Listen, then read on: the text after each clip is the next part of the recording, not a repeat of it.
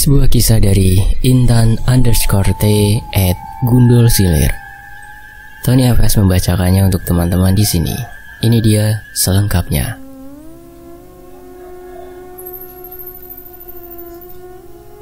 Tahun 2007. Rasanya begitu sakit kepala ini. Aku terbangun, kulihat jam di mejaku pukul 2 dini hari. Lagi ku mampu dengan menahan sakit yang tak tertahankan di kepalaku. Iya, hampir sebulan ini aku sering terbangun malam karena rasa sakit di kepalaku akibat kecelakaan. Aku cukup bersyukur dapat terbangun setiap sepertiga malam. Alhamdulillah bisa sholat malam. Walau aku sering tak bisa tertidur lagi, hingga membuatku sering tertidur di jam belajar di sekolah. Hari ini masih kulihat mereka-mereka yang sama yang kulihat setiap aku terbangun malam. Malam ini aku keluar rumah, duduk di teras rumah, menatap jalan yang begitu sunyi. Ya, sama seperti malam-malam sebelumnya, dengan menahan rasa sakit di kepala yang membuatku tak bisa terlelap. Aku sering menghabiskan malamku di teras atau sekedar berjalan ke sana kemari di depan rumah. Pukul 2 dini hari, masih kulihat mereka yang tak kasat mata berbondong melayang menuju arah barat.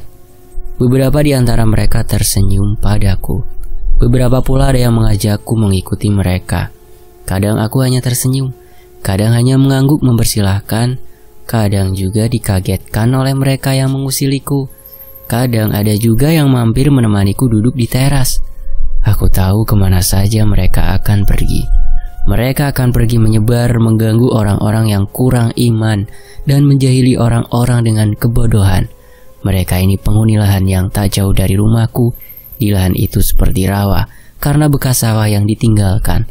Ada beberapa pohon besar di sekitarnya, seperti pohon randu yang sampai sekarang masih ada. Pohon bambu pun tampak sangat rimbun, dan banyak hewan reptil tinggal di lahan ini. Paling banyak ular. Ya, mereka suka lahan ini yang kotor, lembab, sulit dijangkau manusia, dan banyak hewan buas. Setiap pukul 1-3 pagi mereka akan berbondong keluar dari tempat itu dan menakuti beberapa tempat di kampungku. Seringnya mereka keluar tepat pukul 2 pagi dan akan kembali menjelang subuh sekitar pukul 3-4 pagi. Lahan ini memang ada di sisi timur rumahku, hanya berjarak 2 rumah. Dengan sela kebun ayahku yang terdapat jalan setapak yang selalu tampak gelap karena tak bisa dipasang lampu. Selalu mati kalau dipasang, karena ada sosok kakak beradik yang tak suka terang berada di pohon nangka besar di kebun ayahku. Di tahun 2007, di kampungku masih terasa mistis, seperti ceritaku sebelumnya.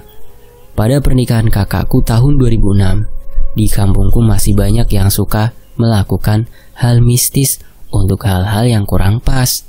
Kadang ada yang bersemedi di bukit belakang rumahku hanya untuk mendapatkan nomor untuk judi togel. Masih ada orang-orang yang mencari cara instan dengan pesugihan tuyul atau babi ngepet. Tentu saja pesugihan ini dilakukan tiap malam pula. Terkadang juga ada pencurian di rumah warga. Karena hal-hal seperti ini, warga berinisiatif menggalakkan ronda setiap malam. Pernah satu kejadian, bapak-bapak yang sedang ronda ditakuti dengan kejadian mistis. Mereka awalnya mencium ubi bakar dari arah bukit. Bapak-bapak ini mendatangi arah bau karena takut kalau itu pencuri yang akan beraksi. Tapi ketika berada di sekitar bukit, mereka tak menemukan apapun sampai mereka lihat sosok wanita bergaun putih berambut panjang berjalan dari arah berlawanan dari mereka. Bapak-bapak ini mencoba memastikan itu manusia atau bukan. Didekatilah, tapi lama-kelamaan wanita ini terbang melayang dan tertawa cekikikan khasnya. Sontak, bapak-bapak ini berlari bersama sekencang mungkin. Ya, wanita cekikan ini termasuk satu anggota gerombolan yang keluar setiap jam 2 dini hari. Aku masih ingat, di tahun itu ada pula seorang bapak paruh baya yang pulang kerja larut malam. Dia melewati satu jalan kampung yang memang jarang dilewati warga karena banyak rumor menakutkan. Entah kenapa hari itu dia melewati jalan itu. Padahal dia seringnya jalan memutar. Memang sih jalan itu lebih dekat dari rumahnya. Mungkin sudah lelah ingin segera sampai. Jalan ini membentuk pertigaan yang tepat di sudut pertigaan ada pos ronda yang lama tidak terpakai karena rumor-rumor di belakang pos ini ada sungai dengan pohon bambu yang begitu rimbun. Memang dulu di situ sering kulihat banyak genderuwo di bambu-bambu itu. Rumor menakutkan semakin dibuat setelah ada seorang anak kecil yang meninggal di gorong-gorong tepat di bawah pos tersebut yang aliran airnya menuju sungai itu. Anak itu meninggal karena terpleset saat hujan deras dan masuk hanyut ke selokan menuju gorong-gorong di bawah pos ronda itu.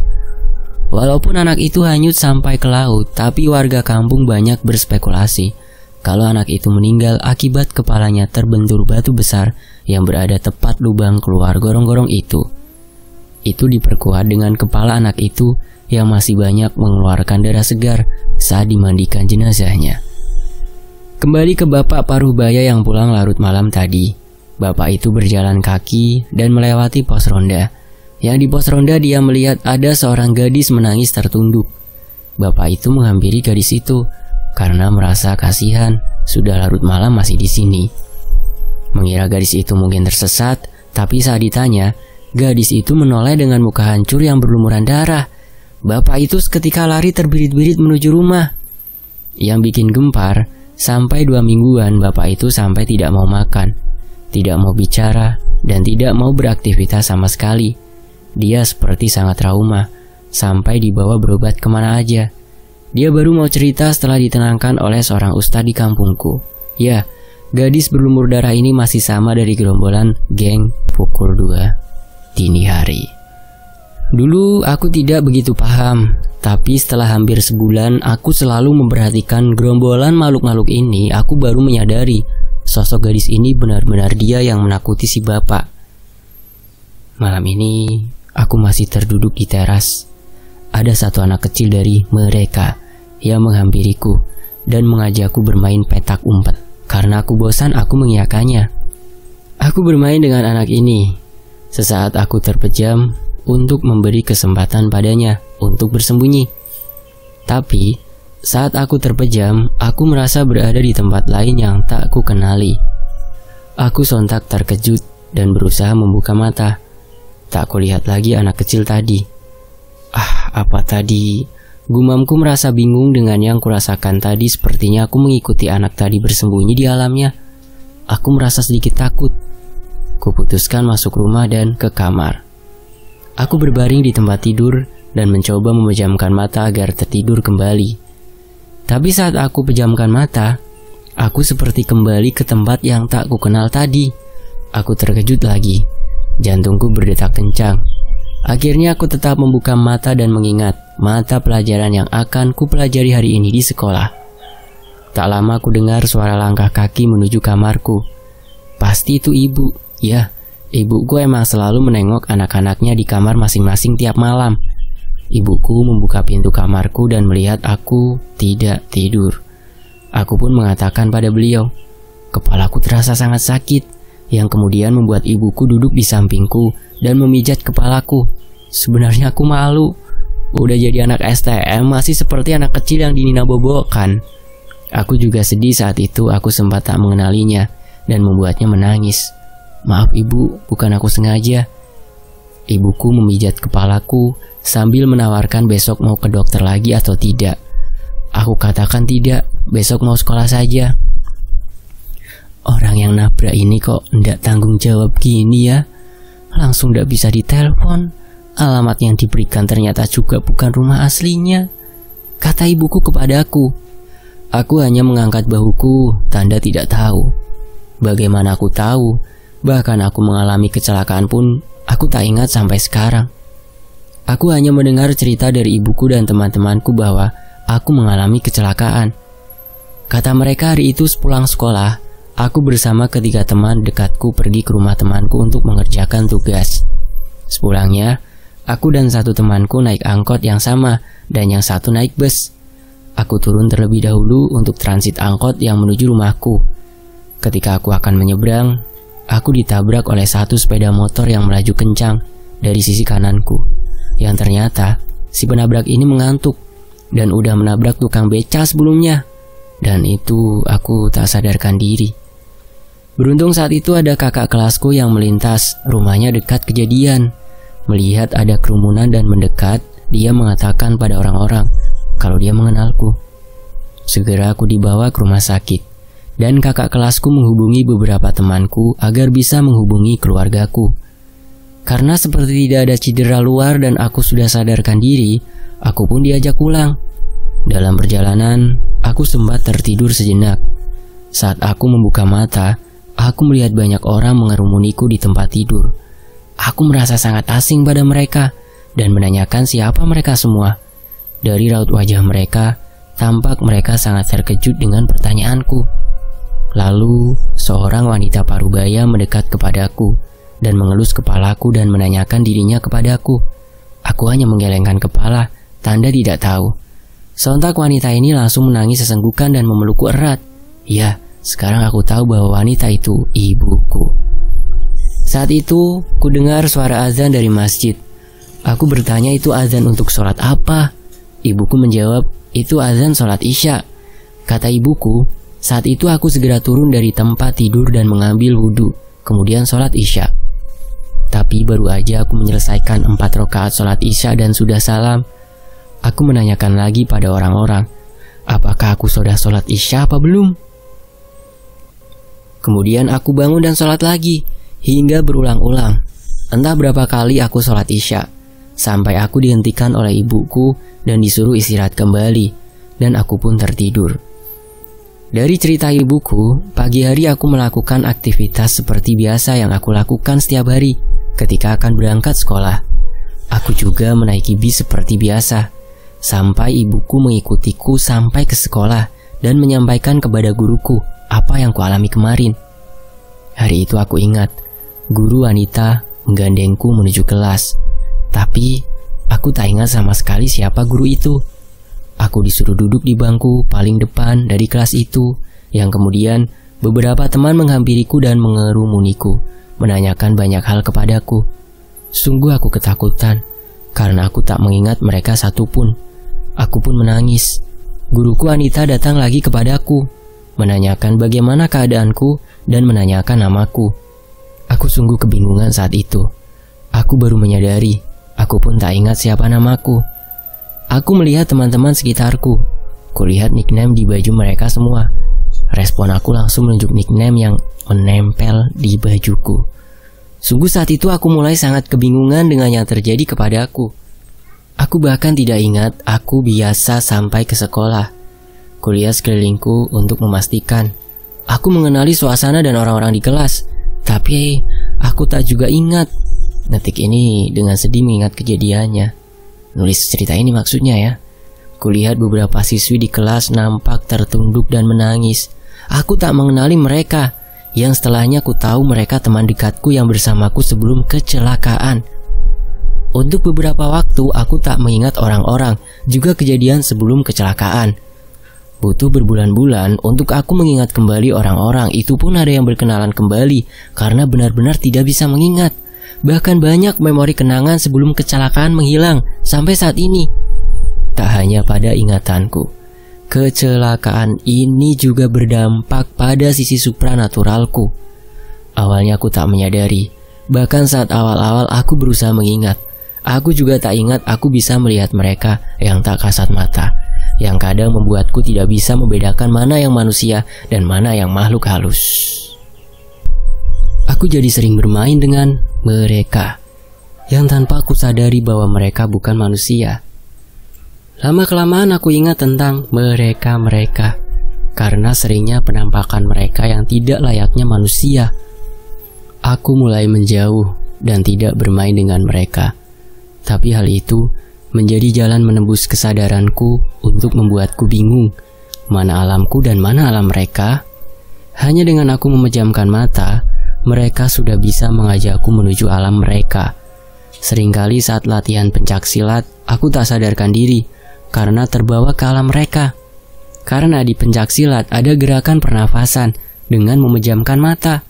Ketika melakukannya, aku jadi seperti sering keluar dari badanku sendiri, yang mengakibatkan tubuhku ambruk tak berdaya karena ragaku yang pergi dari tubuhku. Bahkan dalam posisi berdiri, aku akan tiba-tiba terjatuh, tak sadarkan diri. Aku selalu dibantu pelatih dan teman-teman silat agar sadar dan kembali pada tubuhku. Saat aku merasa ragaku pergi dari tubuhku, aku selalu diajak oleh sosok-sosok makhluk halus yang berbeda, di tempat-tempat yang berbeda pula. Hal ini juga berlaku ketika aku tidur malam. Sampai setiap tidur, aku selalu memeluk kitab suci Al-Quran karena aku takut diajak ke alam mereka saat tertidur. Pernah ketika akan tidur, baru memejamkan mata sejenak, tiba-tiba aku terkejut bukan main. Entah kenapa, saat membuka mata kembali, ada sesosok wanita muda sudah berada di dekatku, menggandeng anak kecil laki-laki. Mereka berpakaian seperti prajurit Jawa. Wanita mengenakan baju kemben hitam dengan bawahan jarik lurik hitam putih. Kepalanya seperti diikat sanggul khas prajurit zaman kerajaan dulu, dengan hiasan kepala berwarna emas berukir melingkar di kepalanya, dengan beberapa aksesoris tembaga khas zaman dulu. Dia juga membawa senjata seperti tombak. Begitupun dengan anak laki-laki di sampingnya, bertelanjang dada, bawahan berjarik, kepalanya berhias tembaga yang lebih indah dari wanita tadi. Anak ini begitu tampan, juga tersenyum padaku. Yang kemudian si sosok wanita mempersilahkan aku untuk ikut mereka menaiki sebuah delman indah yang mereka bawa. Anak laki-laki tadi tampak sangat senang dan berusaha menggandeng tanganku. Tapi karena aku sadar mereka bukan manusia, aku menolak ajakan mereka secara halus. Bahkan aku mengatakan pada mereka, kalau aku ikut mereka, nanti orang tuaku mencariku. Sambil kutunjukkan ayah ibuku yang sedang nonton TV di ruang keluarga. Si wanita hanya diam, tapi si anak laki-laki kecil tampak sedih dan kecewa. Lalu mereka hanya mengangguk kepadaku dan pamit pergi. Hal ini sering kualami setelah kecelakaan itu. Kadang mereka minta izin mengajakku pergi, kadang ada juga yang memaksa, yang artinya tiba-tiba ragaku dibawa ke alam mereka tanpa izinku. Dari kecelakaan ini, aku juga sering dan bisa melihat warna-warna dari seseorang yang dikatakan itu warna aura seseorang. Aku sering melihat kondisi hati dan pikiran seseorang yang muncul di sekitar tubuhnya. Tapi dari hal-hal ini, tak kusadari pula banyak makhluk-makhluk yang mudah ikut ke badanku. Sampai ada beberapa, cukup banyak, lebih dari 5 sosok yang kulihat menempel di badanku. Karena terlalu sering aku terbawa ke alam mereka, akhirnya aku jadi makin tertarik pada alam mereka yang terlihat sunyi dan terkesan tenang. Terkadang, aku sengaja masuk ke alam mereka untuk menenangkan diri saat banyak hal yang terfikirkan. Aku seperti menemukan satu tempat yang tenang, sunyi, penuh pepohonan besar, sejuk yang sedikit lembab, tapi tak terlihat jalan keluar dari tempat itu. Yang kulihat satu cahaya hitam di ujung pepohonan yang semakin dilihat, semakin tak berujung. Jika aku masuk ke tempat itu dengan kemauanku sendiri, aku bisa tersadar dengan sendirinya. Karena aku hanya melihat tempat itu dengan berdiri di satu titik tanpa menyusuri tempat itu. Namun ini membuatku terlena, tanpa memikirkan bahaya yang akan terjadi. Satu ketika, kelas 2 STM masih tahun 2007. Beberapa bulan setelah kecelakaan, hari itu aku dan beberapa temanku sekelas yang mengikuti ekstrakurikuler pencaksilat diberi dispensasi untuk izin keluar terlebih dahulu karena akan mengikuti kejuaraan pertandingan silat tingkat Jawa Tengah, kalau tidak salah ingat, yang diselenggarakan di salah satu universitas Islam di Semarang. Siang itu kami anggota silat datang ke universitas tempat diselenggarakannya pertandingan dengan naik bus angkutan kota. Kami sampai di sana menjelang sholat asar. Dari halaman masuk universitas, kami menuju masjid untuk sholat terlebih dahulu. Jalan menuju masjid cukup jauh. Sekitar kulihat banyak pohon-pohon besar yang sangat rimbun, membuat halaman universitas ini tampak sejuk. Namun agak gelap karena rimbunnya pepohonan.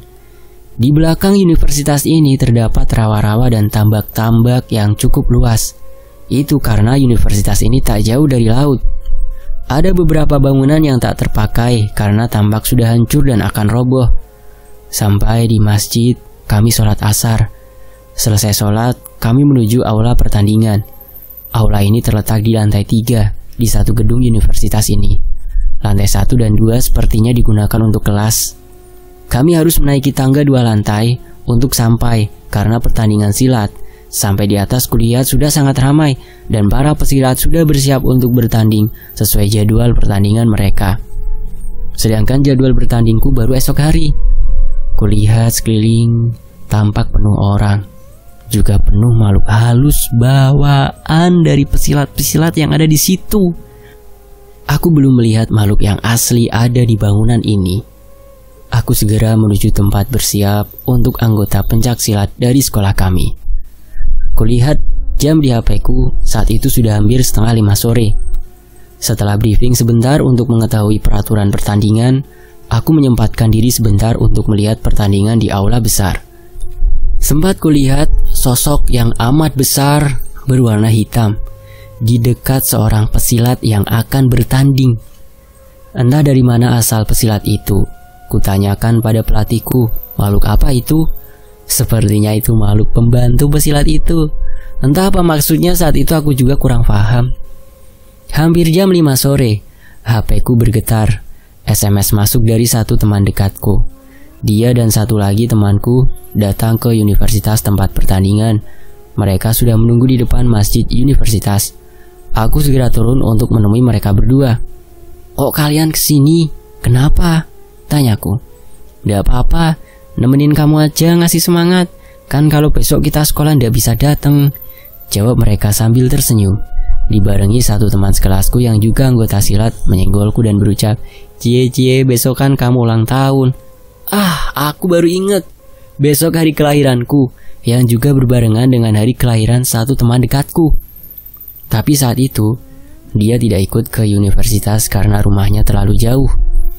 Aku tersenyum pada kedua teman dekatku. "Oh, kalian kesini karena itu," celetukku pada mereka berdua. Mereka hanya tertawa menandakan kata iya. Sampai menjelang maghrib, kami berbincang di teras masjid. Azan maghrib pun segera berkumandang. Aku dan teman-temanku segera ambil wudhu dan sholat. Selesai sholat, kedua temanku berpamitan untuk pulang ke rumah. Aku mengantar mereka menuju gerbang universitas. Jalan menuju gerbang harus melewati pepohonan besar dan beberapa bangunan kampus yang sudah tak terpakai. Juga melewati deretan kantin kampus, yang semuanya hampir sudah menutup lapak mereka. Memang agak jauh, karena masjid universitas berada jauh di belakang. Suasana kampus begitu sunyi dan semakin gelap. Ditambah penerangan lampu tak begitu banyak dan dibuat jarak yang lumayan berjauhan.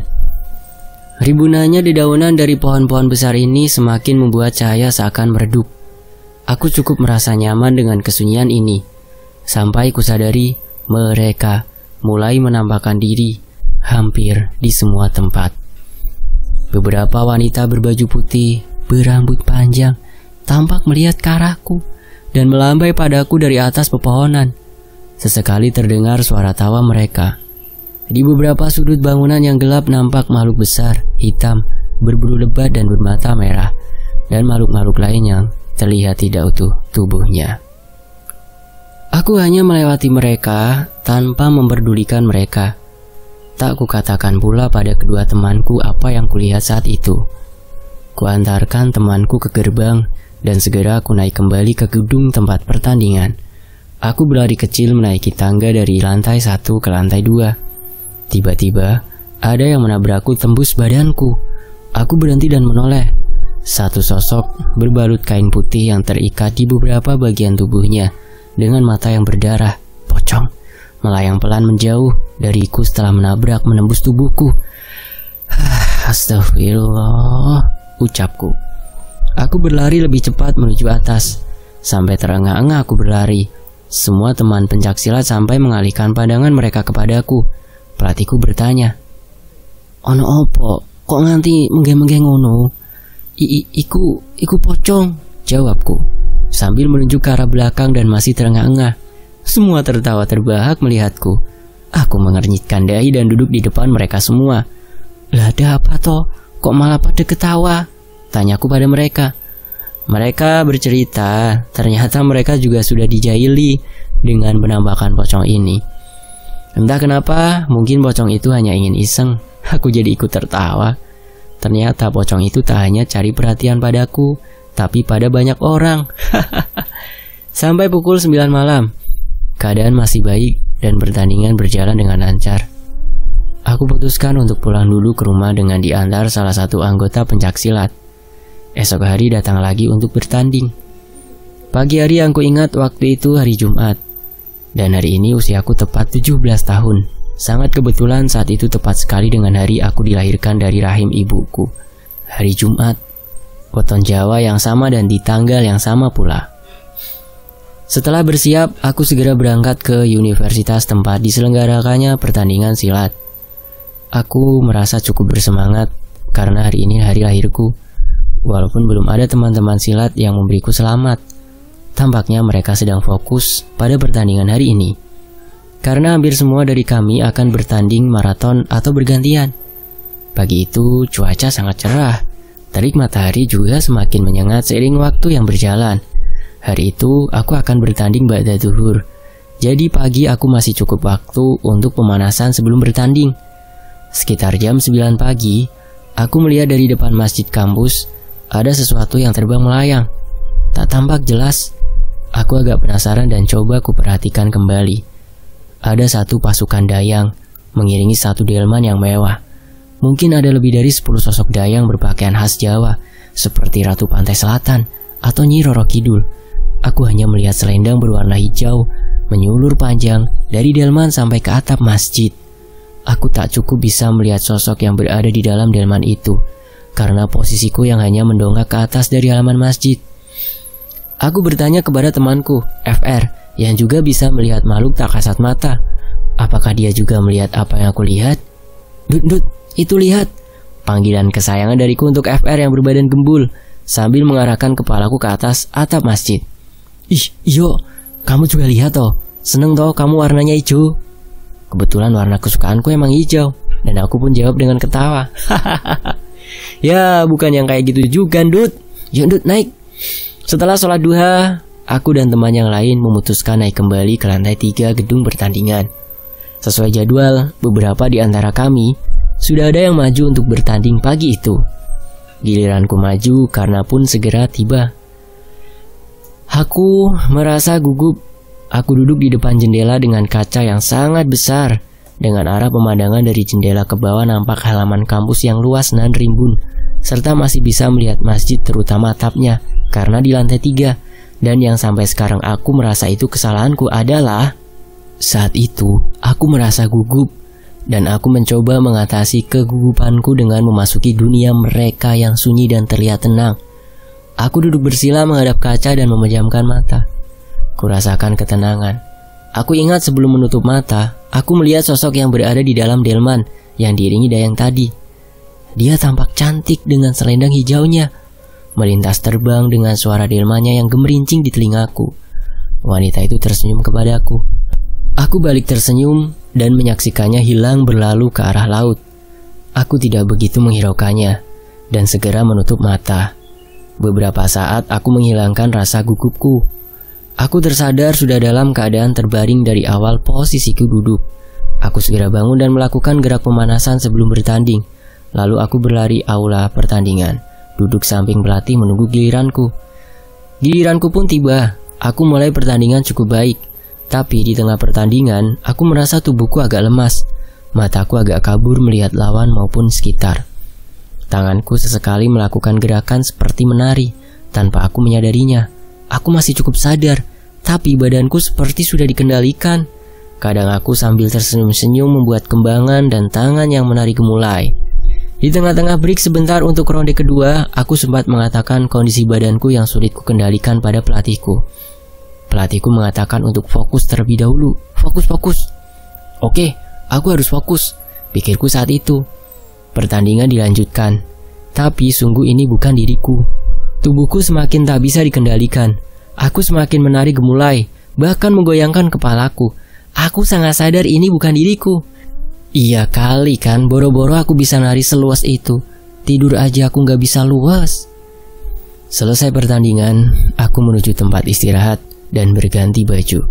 sambil memakan dan menawarkan pada teman-teman permen lollipop kesukaanku yang diberi si gendut tadi pagi. Setelah istirahat sejenak, aku kembali ke aula untuk menyaksikan pertandingan. Sekitar 10 menit aku menyaksikan pertandingan. Aku kembali lagi ke tempat istirahat. Baru aku berbincang sambil berdiri, tubuhku tiba-tiba merasa lemas. Aku jatuh tak sadarkan diri. Dari cerita pelatih dan teman-temanku yang saat itu berada di situ, setelah jatuh dan tak sadarkan diri, tubuhku terus bergerak, seperti terus menari. Dari mataku keluar air mata yang terus mengalir, dan aku tidak merasakan berada dalam tubuhku. Ragaku sudah berada di suatu tempat yang megah seperti kerajaan. Kulihat laut yang begitu luas. Aku merasa aku berada di suatu tempat yang jauh di dalam laut. Entah bagaimana, aku bisa sampai ke sana. Waktu itu di dalam istana, aku seperti disuruh menari tanpa henti bersama beberapa dayang berpakaian Jawa. Kami menari di hadapan wanita cantik berselendang hijau. Sepertinya wanita ini Ratu Pantai Selatan atau Nyi Roro Kidul, karena dari penampilannya sama seperti yang digambarkan oleh orang-orang. Wanita ini tersenyum padaku. Aku masih menari tanpa bisa menghentikan gerakanku. Kusadari tak seharusnya aku di sini. Bagaimana bisa aku sampai di sini? Aku menari dengan berurai air mata. Aku tidak tahu bagaimana caranya kembali ke tubuhku. Yang kurasakan saat itu hanya ingin berteriak minta tolong pada siapa saja. Dalam hati dan pikiranku, aku sudah sekuat tenaga untuk berteriak tolong, tapi mulutku seperti terkunci. Tak bisa bergerak. Ragaku yang diajak secara paksa ke alam bawah laut yang tak kasat mata ini terus bergerak gemulai mengikuti alunan gamelan. Sungguh aku merasa sangat takut. Aku takut tak bisa kembali. Aku takut tak bisa melihat keluarga dan teman-temanku lagi. Air mata tak berhenti mengalir dari mataku. Aku menyerah. Aku pasrah, ya Allah.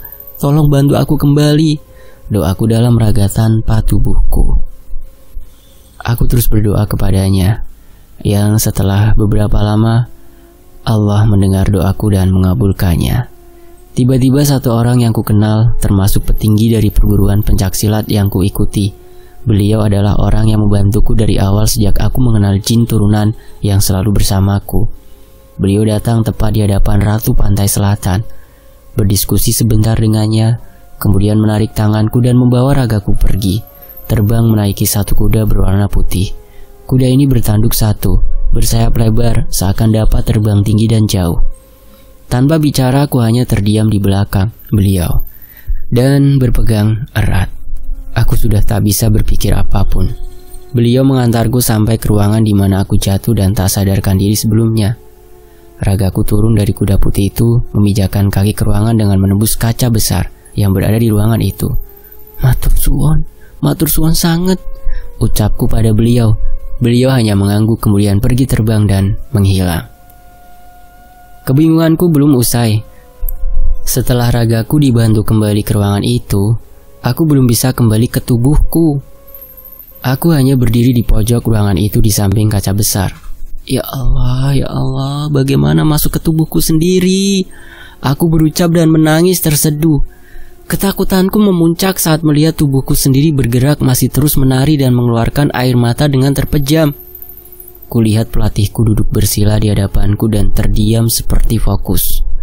Teman-temanku sibuk memegangiku agar tak terus bergerak. Beberapa terus membantu berdoa agar aku segera sadar. Sungguh merepotkannya aku saat itu. Rasanya ingin minta maaf saat itu juga, tapi aku belum menemukan cara untuk masuk ke tubuhku. Di ruangan itu juga aku temui pocong yang sebelumnya meneror kami. Dia hanya berjarak sekitar 3 meter dari ragaku yang berada di pojok. Dia menatapku penuh kesedihan, seakan dia pernah merasakan apa yang kurasakan saat itu. Aku tak menghiraukannya, hanya menatapnya sesaat dan menunduk. Cukup lama aku belum bisa masuk ke tubuhku, sampai kulihat cahaya putih yang sangat terang dan menyilaukan di hadapanku. Tiba-tiba, aku sudah kembali ke tubuhku dan tersadar membuka mataku. Ku dengar semua mengucapkan, Alhamdulillahirabbil alamin. Mereka sangat bersyukur. Aku pun bersyukur dalam hatiku. Tapi, aku belum bisa mengucapkan sepatah kata pun. Tubuhku sangat lemas. benar-benar lemas. Bahkan aku hanya bisa mengedipkan mata. Menggerakkan jari pun aku belum bisa. Energiku terkuras habis tak tersisa. Pasalnya aku tak sadarkan diri dan terus bergerak sangat lama. Aku mulai jatuh dan tak sadarkan diri dari sekitar pukul 1:30 siang. Ragaku terus bergerak di alam mereka sampai menjelang maghrib. Sedangkan tubuhku masih terus lanjut bergerak sekitar 2 jam setelah ragaku kembali ke ruangan.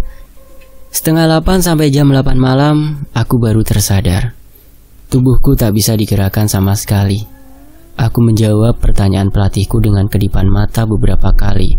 Sampai pukul 10 malam aku baru bisa menggerakkan jari-jari tanganku dan mulai sedikit bicara.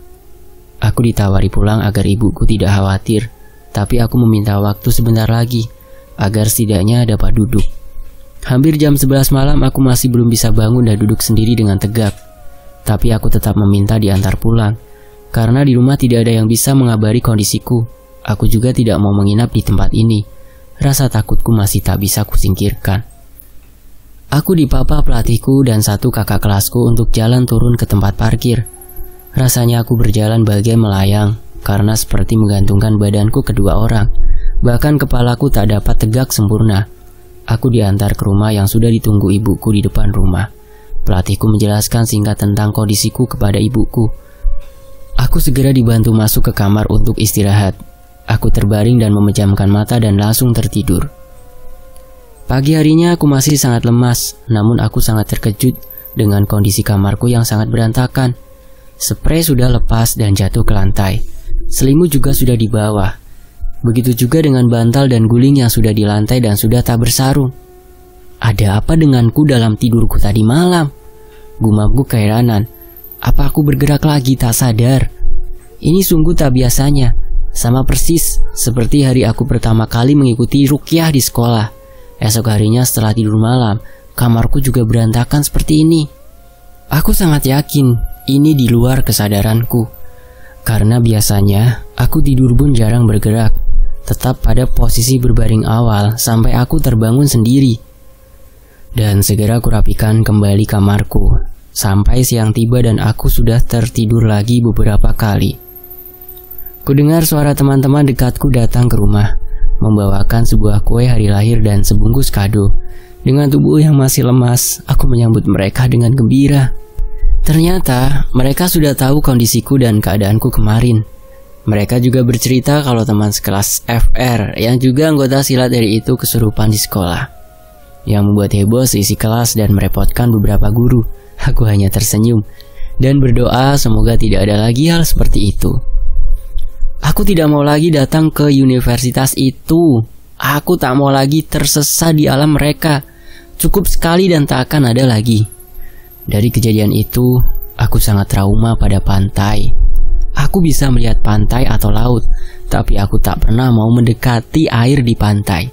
Saking traumanya, pernah waktu karya wisata kampus ke pantai Parangtritis, Jogja, aku dipaksa temanku untuk masuk ke air di pinggir pantai. Aku sudah mengatakan takut dan menolak, tapi aku dipegangi kedua temanku. Saat air pantai terkena kakiku, jantungku langsung berdegup kencang. Aku menangis ketakutan dan tak bisa bergerak. Mereka lalu menyadari aku memang benar-benar takut, sangat trauma. Aku tidak mau pergi lagi ke alam mereka, apapun bujuk rayunya. Aku tak mau tersesat dan disesatkan. Dan ku akhiri cerita ini. Semoga yang menyimak bisa mengambil hikmahnya. Teman-teman boleh percaya, boleh tidak, karena aku hanya menceritakan apa yang aku rasakan dan yang ku ingat apa yang ku alami. Untuk yang bisa melihat mereka, teman-teman pasti paham hal gaib yang kelihatan mustahil ini memang benar ada. Dan Tony FS juga mengucapkan terima kasih untuk Kaintan_T @gundul_silir. Terima kasih juga teman-teman yang sudah menyimak di sini. Saya pamit, sampai jumpa di kisah lainnya. Wassalamualaikum warahmatullahi wabarakatuh. Alhamdulillah.